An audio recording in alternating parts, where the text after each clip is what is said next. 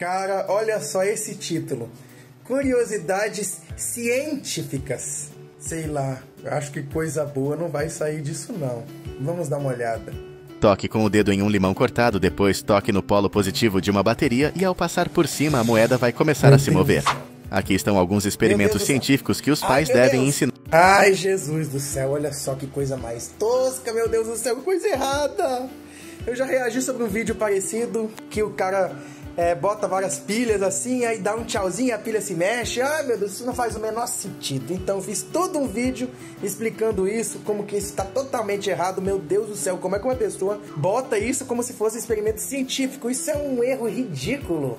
Então, eu já fiz uma explicação sobre isso, mas basicamente não faz o menor sentido essa pilha começar a girar, porque para você poder fazer algum movimento desse tipo, teria que ter um campo magnético ou um campo elétrico passando pela moeda, só que não faz sentido, porque a pilha não está conectada a nada. Se ela não está conectada, como é que ela vai gerar uma corrente elétrica?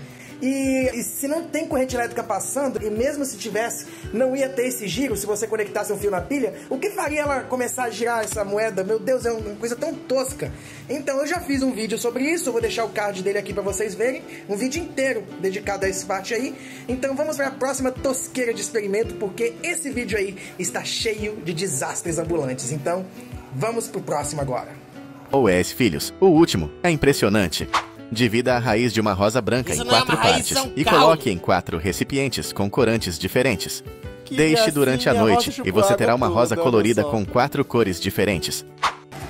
Ah, agora sim, esse aqui tem sim um certo fundo de verdade, porque de fato dá pra fazer essa experiência, eu já fiz ela inclusive, de você cortar uma rosa branca, mas deve ser cortada sob a água, porque para não dar bolhas de ar nos dutos transportadores de seiva.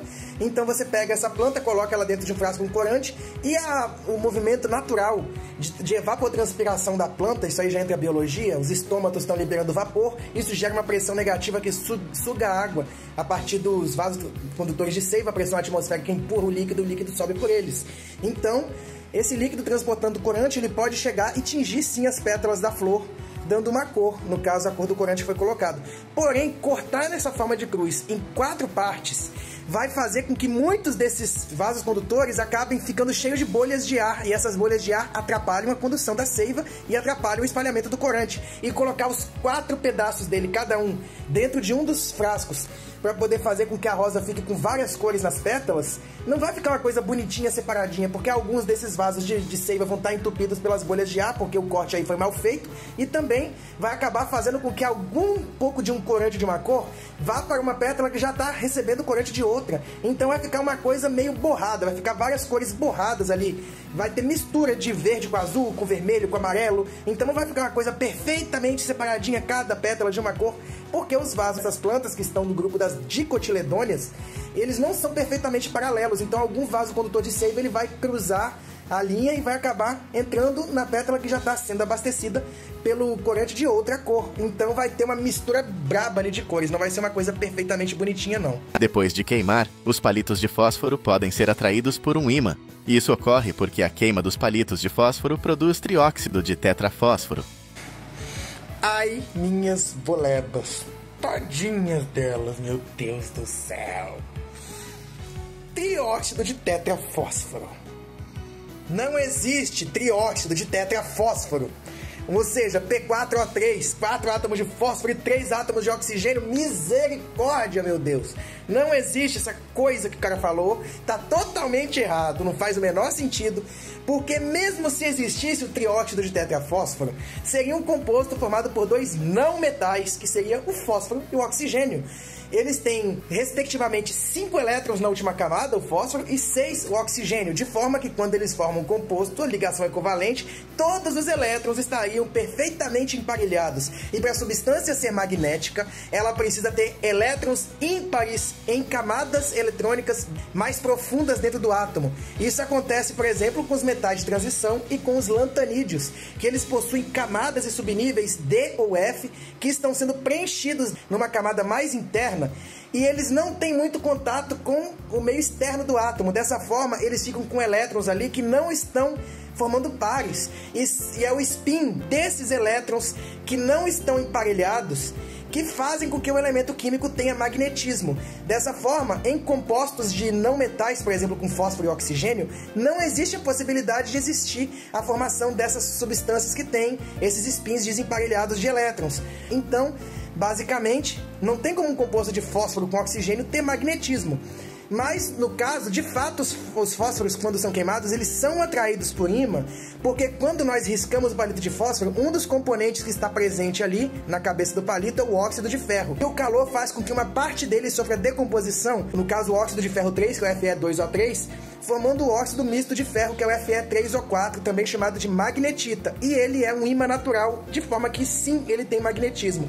Então não é um trióxido de tetrafósforo, e sim um tetróxido de triferro, ou seja, ferro que tem ali. É um composto de ferro e por isso tem esse campo magnético, não tem nada a ver com fósforo e oxigênio. Amarre uma mangueira no alto-falante de um aparelho de som, ligue a fonte de energia e a água vai dançar ao ritmo da música, criando um espetáculo visual incrível. Bem, isso aí acontece sim, só que o cara esqueceu de avisar que isso acontece, porém não é visível a olho nu. Isso é um efeito que só é possível de você ver com uma câmera, porque a câmera possui uma taxa de quadros por segundo, chamado de FPS, né?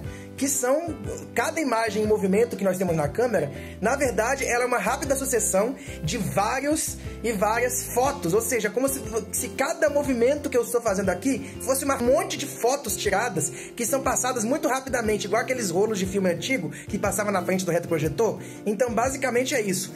O ser humano tem uma sensibilidade nos olhos, de forma que até 24 quadros por segundo, nós conseguimos perceber que são fotos trocadas de posição. Mas depois de 30 quadros por segundo para cima, nossos olhos não conseguem mais perceber como se fosse uma troca de fotos, e sim como se fosse uma imagem em movimento, igual este vídeo que vocês estão vendo agora. No entanto, acontece uma coisa muito interessante quando a frequência de oscilação daquela água ali bate exatamente com a frequência de quadros por segundo da câmera. Nesse caso, você vai perceber que a água ela vai parecer estar formando esse S, assim, esse formato de cobrinha, parado. Só que, na verdade, quando nós olhamos com o olho nu, é basicamente como se você pegasse uma mangueira e fizesse assim. Basicamente, se você balançasse ela, do mesmo jeito que a gente vê uma mangueira balançando, a gente veria essa água sendo jogada assim, balançando. Só que com a câmera ajustada exatamente o quadro na mesma frequência dessa onda, o que você veria é uma imagem parada, porque no momento que a foto pega ali, você tem exatamente a mesma imagem, porque está sincronizado o quadro com a velocidade da onda da água ali. Então, a olho nu você não vê, você vê uma água se mexendo, mas se você filmar, você veria a água parada. Então, o cara esqueceu de avisar que isso aí, se você tentar fazer e ver a olho nu, você não vai ver nada de diferente, vai ser só uma água fazendo assim. Então, não vai dar para ver esse efeito a olho nu. Meu Deus, eu falei cuspi na câmera, olha só que coisa.